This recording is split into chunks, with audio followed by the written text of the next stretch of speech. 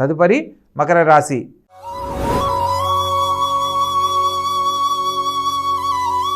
ఈ యొక్క మకర రాశి జాతకులను కనుక పరిశీలించినట్లయితే ప్రస్తుతం ఏళ్నాడు శని జరుగుతున్నప్పటికీ ఈ యొక్క ద్వితీయ స్థానంలో లగ్నాధిపతి ద్వితీయాధిపతి అయిన శని సంచారం జరుగుతున్నప్పటికీ అష్టమాధిపతి అయిన రవి మరియు షష్టమ భాగ్యాధిపతి అయిన బుధుడితో కలిసి వాక్ స్థానంలో సంచరించడం వల్ల మీరు ఎంత తెలివిగా ఈ వారం వ్యవహరిస్తున్నా కొన్ని సందర్భాలలో ఖచ్చితంగా మాట్లాడే స్వభావాన్ని మార్చుకోవాలి అని తెలుసుకోవాలి.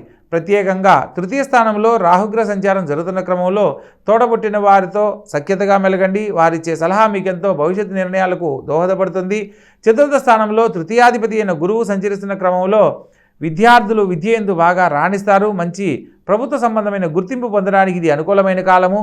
అష్టమ స్థానంలో చంద్రగ్రహ సంచారం జరుగుతున్న క్రమంలో ముఖ్యంగా తల్లిగారి ఆరోగ్యం పట్ల జాగ్రత్త వహించాలి. భాగ్యస్థానంలో కేతుగ్రహ సంచారం జరుగుతున్న క్రమంలో రియల్ ఎస్టేట్ రంగంలో బాగా రాణించాలనుకున్న వారికి లేదా భూ సంబంధమైన వర్తకులకు వ్యాపారస్తులకు ఇది శుభకాలంగా చెప్పడం జరుగుతుంది. ప్రత్యేకంగా లాభస్థానంలో వారం చివరిలో చంద్రుడు మారుతున్నాడు కాబట్టి మాతృ సౌఖ్యం ద్వారా శుభం కలుగుతుంది. తల్లిగారిని సంతోషంగా చూసుకునే విధానంలో ఆమె ఇచ్చే సలహా మీ భవిష్యత్ నిర్ణయాలకు ఎంతో దోహదపడి ఆనందకరమైన జీవితాన్ని పొందడానికి కారణమవుతుంది. కాబట్టి మొత్తం మీద ఈ రాశి వారికి వాక్స్థానంలో శని సంచారం జరుగుతున్న క్రమంలో ఏళ్నాడు శనికి సంబంధించి ప్రత్యేకంగా ఈశ్వరారాధన అనేక రకాల శుభాలను కలిగిస్తుంది.